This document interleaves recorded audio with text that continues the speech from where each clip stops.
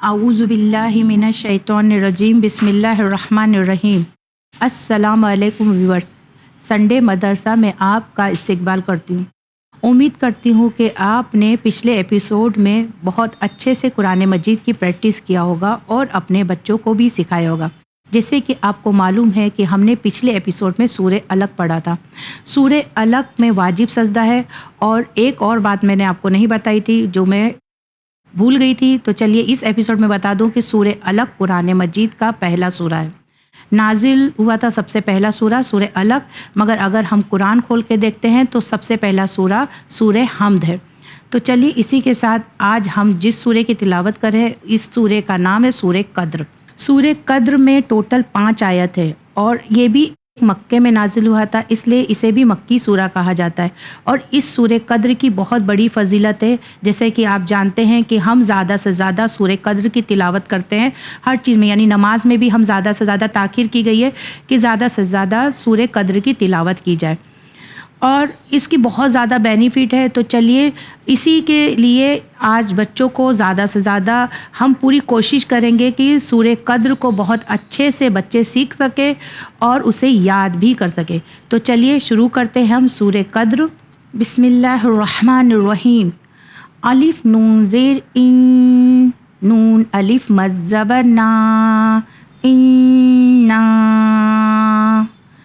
انا، جیسے آپ کو پتہ ہے نون میں تشدید آ گئی تو نون مشدد کا قانون آ گیا ہے، اس لیے ہم انا۔ اور اس سورے پہ میں زیادہ زور دوں گی مخرج پہ، تاکہ یہ سورہ کیونکہ ہم نماز میں بھی ادا کرتے ہیں تو پوری کوشش یہی رہے گی کہ سورہ قدر کو صحیح مخرج کے ساتھ، صحیح تجوید کے ساتھ سیکھا جائے۔ انا، نون مشدد کا قانون، انا، مد بھی آ رہا ہے تو ہم کھینچیں گے۔ اکثر کیا ہوتا ہے کہ ہم سورہ قدر پڑھتے ہیں انا انزلنا ہو، نہیں، انا، الف نون زیر ان، نون الف مد زبر نا، انا، الف نون زبر ان، ز لام زبر زل، انزل، نون کھڑا زبر نا، انزلنا، ہا پیش ہو، انزلنا ہو، انا انزلناہ، فا یا زر فی، انا انزلناہ فی، لام یا زبر لئی، لام زبر لا، لیلا، تا لام زر تل، لیلتل، انا انزلناہ فی لیلتل، قوف دال زبر قد، رو زیری، قدری، انا انزلناہ فی لیلۃ القدر۔ جیسے آپ کو پتہ ہے کہ یہاں پہ میں نے وقف کیا ہے، قدری ہم نہیں پڑھیں گے، رو کو بھی ہم یہاں پہ ساکن میں لے آئیں گے، قدر۔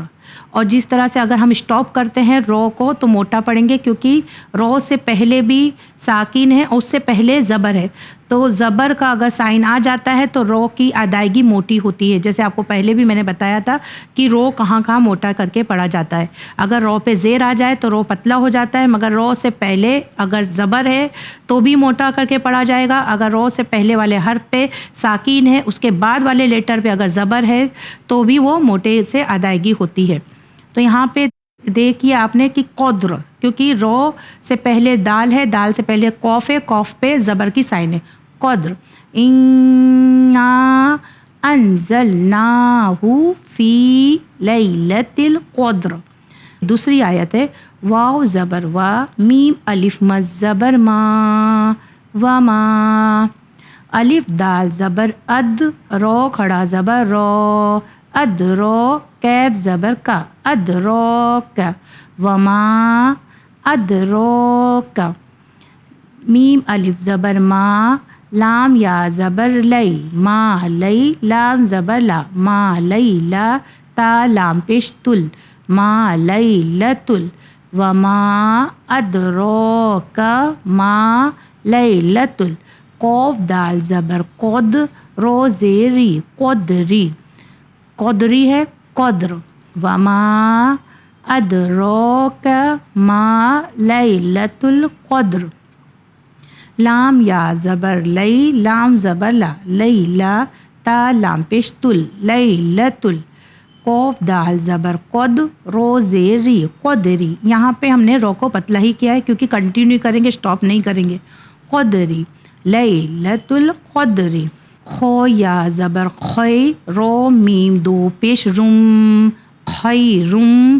یہاں پہ دیکھیے خیرم، تنوین کے بعد دو زبر دو زیر دو پیش کو تنوین کہا جاتا ہے. اگر اس کے بعد یا، رو، لام، میم، واو، نون اس 6 لیٹر میں سے کوئی بھی ایک لیٹر آ جاتا ہے تو ادغام کا قانون آ جاتا ہے. تو یہاں پہ دیکھیے میم آیا خیرم، میم نون زیر من. یہاں پہ اظہار کا قانون آ رہا ہے کیونکہ نون کے بعد الف آ گیا، الف حرف حلقی ہے. خیرم من، الف لام زبر ال، فا زیر فی، الفی. شین ہا زبر شہ، رو دو زیر رن، شہرن. مگر ہم اسٹاپ کریں گے تو شہر. لیلۃ القدری خیرم من الفی شہر. تا زبر تا، نون زا زبر نز، تنز، زا زبر زا، تنزا. لام لام پیش لل، تنزلل.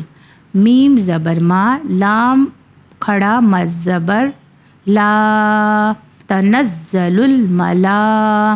حمزہ زیر ای، تنزل الملائی. کیب زبر کا، تنزل الملائکہ. تا پیش تو، تنزل الملائکۃ. واو رو زبر ور، رو و پیش رو، ور رو. ہا پیش ہو، ور روح. تنزل الملائکۃ والروح. فا یا زیر فی، ہا الف زبر ہا، فیہا. با زیر بی، الف زال زیر از، باذ. نون زیر نی، باذنی. تنزل الملائکۃ والروح فیہا باذنی. رو با زبر رب، با زیر بی، ربی. ہا میم زیر ہم، ربہم.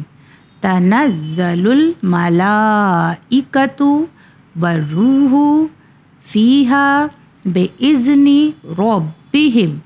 میم نون زیر من، کیف لام پیش کل، لام زیر لی، کلی. من کلی. الف میم زبر ام، رو دو زیر رن، امرن. یہاں پہ میں نہیں رک رہی ہوں کیونکہ جیسے آپ دیکھ رہے ہیں کہ وف کے پر 3 جو ڈاٹ آیا ہے اس کی یہ سائن کا یہ مطلب ہے اس آیت میں اگر رکنا چاہتے ہو تو آپ رک بھی سکتے ہو، اور نہیں رکنا چاہتے ہو تو دوسری جگہ جہاں پہ اس آیت پہ آتا ہے تو وہاں پہ آپ رکیے.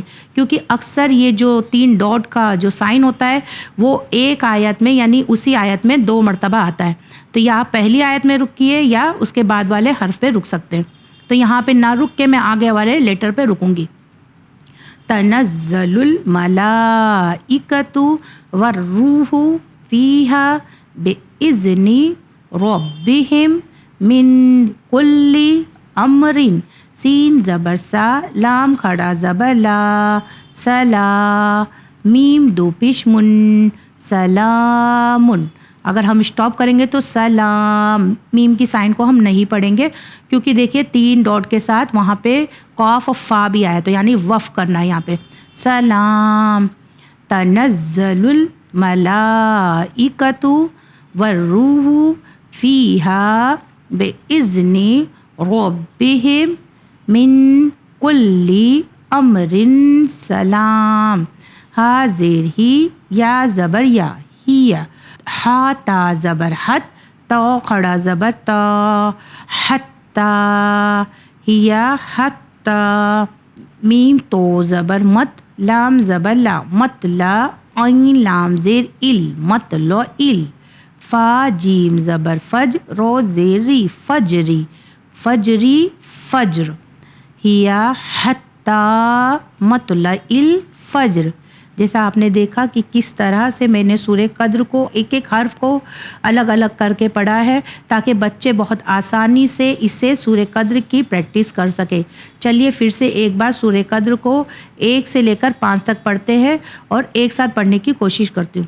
بسم اللہ الرحمن الرحیم انا انزلناہ فی لیلۃ القدر وما ادراک ما لیلۃ القدر لیلۃ القدر خیر من الف شہر تنزل الملائکۃ والروح فیہا بإذن ربہم من کل امر سلام ہی حتی مطلع الفجر۔ اسی کے ساتھ سورہ قدر کو میں نے یہیں پہ پڑھا ہے۔ بس امید کرتی ہوں کہ بہت اچھے سے اس کی پریکٹس کی جائے گی۔ بس مجھے دیجیے اجازت، بڑھتے ہیں مورل سٹوری کی طرف۔ خدا حافظ۔ بسم اللہ الرحمن الرحیم۔ پیارے بچوں، السلام علیکم۔ آپ تمام کا استقبال ہے پروگرام سنڈے مدرسہ میں۔ آج ہم آپ کے لیے جو سٹوری لے آئے ہیں، یہ سٹوری ایک ماں اور ایک بیٹے کی ہے۔ اور وہ ماں کون ہے؟ وہ ماں ہے بی بی فاطمہ زہرا سلام اللہ علیہا اور آپ کے بیٹے امام حسن علیہ السلام۔ ایک بار دیر رات بی بی فاطمہ زہرا سلام اللہ علیہا عبادت کر رہے تھے اور وہ کافی دیر تک دعائیں کرتے جا رہے تھے۔ آپ دعائیں کرتے جا رہے تھے اور آپ کے بیٹے امام حسن علیہ السلام کہیں دور سے ان دعاؤں کو سن رہے تھے، اور آپ کو احساس ہوا کہ آپ کی والدہ بی بی فاطمہ زہرا سلام اللہ علیہا مسلسل آپ کے نیبرز، آپ کی پڑوسیوں کے لیے دعا کر رہی ہیں۔ اور ایسے ہی دیکھتے دیکھتے پوری رات گزر گئی۔ جب پوری رات گزر گئی، عبادتیں تمام ہوئیں، تو آپ نے جا کے اپنی والدہ سے سوال کیا کہ اے اماں، میں نے اس بات کو دیکھا کہ آپ نے پوری رات عبادتیں کی، پروردگار عالم کی بارگاہ میں کئی ساری دعائیں کی، لیکن وہ ساری دعائیں تو پڑوسیوں کے لیے تھیں، ہمارے لیے تو نہیں تھیں۔ اس بات پر مسکرا کر بی بی فاطمہ زہرا سلام اللہ علیہا نے امام حسن علیہ السلام سے کہا کہ ہمارے پڑوسیوں کا ہم پر پہلے حق ہوتا ہے۔ جب بھی ہم دعاؤں کے لیے ہاتھ اٹھائیں تو ہمیں اس بات کا خیال رکھنا ہے کہ ہم سب سے پہلے جو دعا کریں وہ ہمارے پڑوسیوں کے لیے کریں۔ اب بچوں، مجھے یہ بتاؤ کہ اس سے آپ نے کیا سیکھا؟ جب بھی ہم مسجد میں جاتے ہیں، مجلسوں میں جاتے ہیں اور ہم دعا کرتے ہیں تو ہمیں کیا کرنا چاہیے؟ ہمیں سب سے پہلے دوسروں کے لیے دعا کرنی چاہیے۔ ہمیں سب سے پہلے ہمارے نیبرز کے لیے، ہمارے فرینڈس کے لیے، ہمارے رشتہ دار کے لیے دعا کرنی چاہیے۔ اور خاص کر ہمیں اگر پتہ ہے کہ ہمارے نیبرہڈ میں ایسا کوئی رہ رہا ہے جو بیمار ہے یا جن کے گھر کھانا وغیرہ نہیں ہے، تو یہ ہماری ذمہ داری ہے کہ ہم ان کے لیے دعا کریں، ان کے گھر تک کھانا پہنچائیں، ان کا خیال کریں۔ اور اگر کوئی پڑوسی ایسا بھی ہے جن سے ہماری بات چیت نہیں ہے، جن سے ہمارے تعلقات اچھے نہیں ہیں، تو اگر آپ ان کے ساتھ کچھ اچھا نہیں کر رہے تو آپ کو انہیں اذیت نہیں پہنچانی ہے، آپ کو انہیں تکلیف نہیں دینی ہے۔ ایسا نہیں کرنا ہے کہ میری مما اگر ان سے بات نہیں کرتی تو میں جان بوجھ کے ان کے گھر کے باہر جا کر شور کر کھیلوں گا، انہیں ڈسٹرب کروں گا۔ ہمیں ایسا نہیں کرنا ہے۔ اسلام ہمیں یہ سکھاتا ہے کہ ہمیں ہمارے پڑوسیوں کے ساتھ نیکی کرنی ہے۔ اگر انہوں نے آپ کے ساتھ نیکی نہیں کی تو بھی آپ کو ایک اچھا بچہ بن کر بتانا ہے، اوکے؟ اب آئیے دیکھتے ہیں سسٹر فاطمہ آپ کے لیے کیا لے کر آئی ہیں۔ السلام علیکم ڈیئر کڈز۔ اگر آپ سنڈے مدرسہ لگاتار دیکھتے ہیں تو آپ جانتے ہوں گے کہ پچھلی بار میں نے آپ کو ایک بہت ہی انٹرسٹنگ واقعہ سنایا تھا، قالین میں سے شیر کے زندہ ہو جانے کا۔ اب بات کریں گے ہم آگے۔ پچھلی بار ہم نے آپ کو یہ بھی بتایا تھا کہ امام علیہ السلام کے یہاں بہت دیر سے اولاد ہوئی، جس کی وجہ سے لوگ ان کا مذاق اڑاتے، یہاں تک کہ ایک شخص نے تو ان کو خط بھی لکھا جس میں اس نے لکھا کہ مجھے آپ کی امامت پر شک ہے، کیونکہ ہر امام کے بعد اس کا بیٹا جانشین ہوتا ہے اور اگلا امام ہوتا ہے، لیکن آپ کی کوئی اولاد نہیں ہے۔ تب امام علیہ السلام نے اسے جواب دیا تھا کہ میں عنقریب انشاءاللہ اللہ مجھے ایک بیٹا نوازے گا اور تم لوگ دیکھو گے کہ وہ میرا بیٹا ہے اور تمہارا نواں امام۔ اور تبھی 10 رجب کو 195 ہجری میں امام محمد تقی علیہ السلام کی ولادت ہوئی، جو کہ امام کو بہت ایج کے بعد ہوئے تھے، یعنی 45 یا 47 ایئرز کی ایج میں ہوئے تھے۔ اور پھر بھی امام ان کے ساتھ بہت کم عرصہ گزار سکے، کیونکہ جو میں نے آپ کو بتایا کہ جو مامون نے امام علیہ السلام کو مدینے سے بلوا لیا تھا خراسان، وہ دراصل ان کے بیٹے کے پیدا ہونے کے بعد، یعنی جب امام محمد تقی علیہ السلام 5 سال کے تھے تب انہیں مدینہ چھوڑ کر جانا پڑا تھا۔ اور امام علیہ السلام جب جا رہے تھے تو امام محمد تقی علیہ السلام اپنے سر پر خاک ڈال رہے تھے، یہ یتیم کرتے ہیں، کیونکہ وہ سمجھ گئے تھے، وہ بھی امام تھے، کہ اب جب میرے بابا جا رہے ہیں تو اب میں ان سے نہیں مل پاؤں گا۔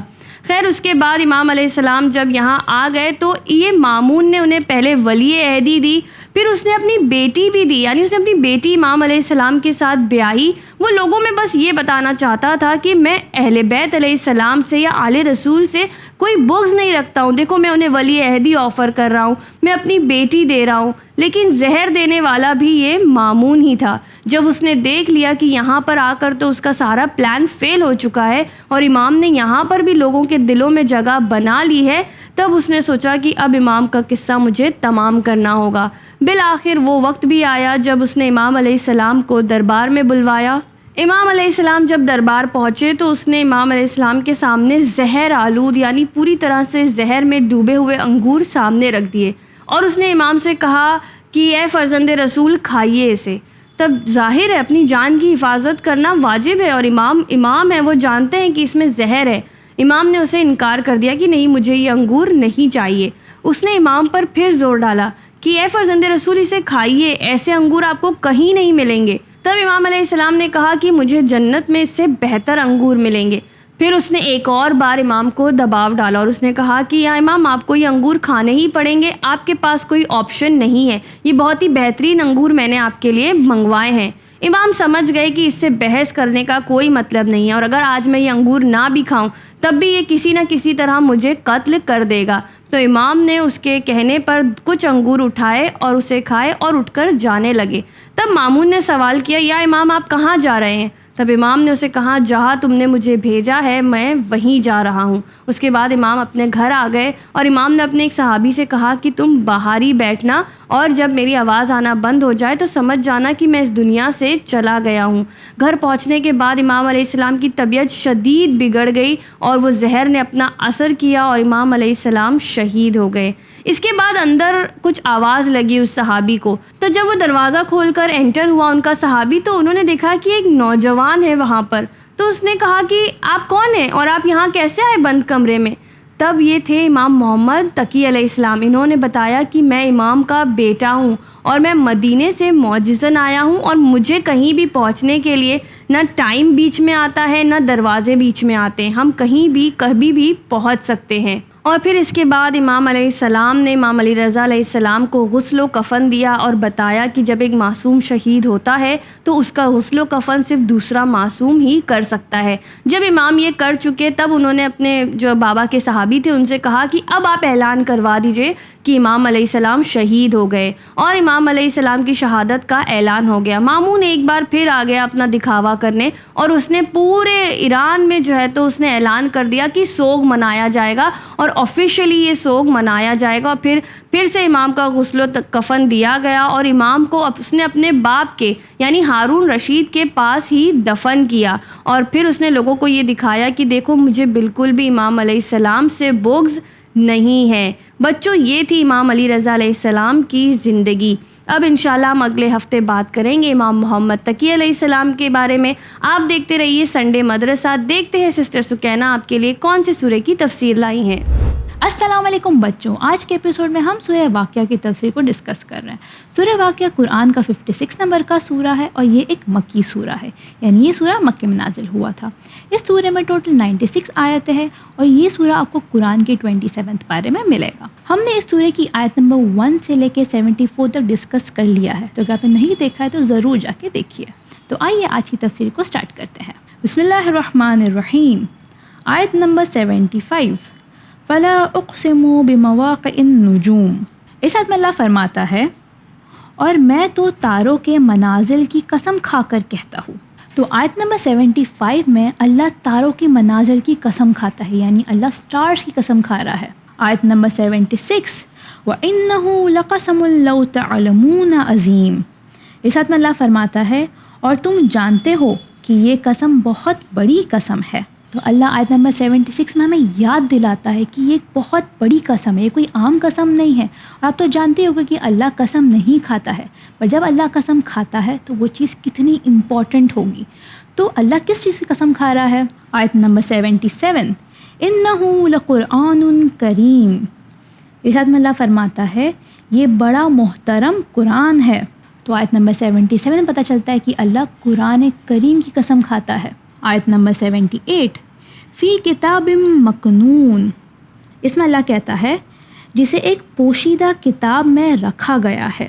آیت نمبر 79، لا یمسہ الا المطہرون، اس آیت میں اللہ فرماتا ہے اسے پاک اور پاکیزہ افراد کے علاوہ کوئی چھو بھی نہیں سکتا۔ تو اللہ ان دو آیتوں میں بتا رہا ہے کہ وہ قرآن اتنی محترم کتاب ہے کہ اسے پوشیدہ رکھا گیا ہے اور اسے پاک اور اچھے لوگ ہی چھو سکتے ہیں، یعنی ٹچ کر سکتے ہیں۔ آیت نمبر 80، تنزیل من رب العالمین، اس آیت میں اللہ فرماتا ہے یہ رب العالمین کی طرف سے نازل کیا گیا ہے۔ تو آیت نمبر 80 میں اللہ بتا رہا ہے کہ قرآن کو خدا کی طرف سے نازل کیا گیا ہے۔ ہمیں اکثر لوگ کہتے ہیں، اور اکثر ہم ان لوگوں کے انٹریکشن میں آئیں گے کہ لوگ کہتے ہیں کہ قرآن تو اتنی پرانی کتاب ہے اور تم کیسے اتنی پرانی کتاب پہ بھروسہ کر سکتے ہو، اسے فالو کر سکتے ہو۔ تو ہمیں چاہیے کہ ہم ان لوگوں کو بتائیں کہ قرآن کتنی امپورٹنٹ کتاب ہے، اور یہ ہم نہیں بول رہے، یہ ہمارا خداوند عالم بول رہا ہے، اور ان آیتوں کے ذریعے اللہ اس قرآن کی امپورٹنس ہمیں بتا رہا ہے۔ آیت نمبر 81، افبہذا الحدیث انتم مدہنون، اس آیت میں اللہ فرماتا ہے تو کیا تم لوگ اس کلام سے انکار کرتے ہو؟ تو آیت نمبر 81 میں اللہ ہم سے کویشچن کرتا ہے کہ جب خدا نے ہمیں اتنی ساری نعمت عطا کی ہے اور تمام چیزوں کو اس قرآن میں ہمیں بتایا ہے، اس کتاب میں لکھا ہوا ہے، تو اس کے باوجود، اسے جاننے کے باوجود کیا تم قرآن کو انکار کرو گے؟ آیت نمبر 82، وَتَجْعَلُونَ رِزْقَكُمْ أَنَّكُمْ تُكَذِّبُونَ، اس آیت میں اللہ فرماتا ہے اور تم نے اپنی روزی یہی قرار دی رکھی ہے کہ اس کا انکار کرتے رہو۔ تو اللہ اس آیت میں بتا رہا ہے کہ بہت سارے لوگ ہیں کہ وہ اپنی پوری لائف تمام چیزوں کو جاننے کے باوجود اس قرآن کا انکار کرتے رہتے ہیں۔ تو آج کی آیتوں سے ہم کیا سیکھتے ہیں؟ ہم یہ سیکھتے ہیں کہ قرآن کتنی امپورٹنٹ کتاب ہے، اور خداوند عالم قسم کھا کے ہمیں کہتا ہے، اور جب خداوند عالم قسم کھاتا ہے تو ہمیں پتہ ہے کہ وہ چیز کتنی امپورٹنٹ ہوگی۔ تو آج کے ایپیسوڈ میں بس اتنا ہی۔ آپ ٹیم سنڈے مدرسہ کو دیجیے اجازت اور بنے رہیے چینل ون پر۔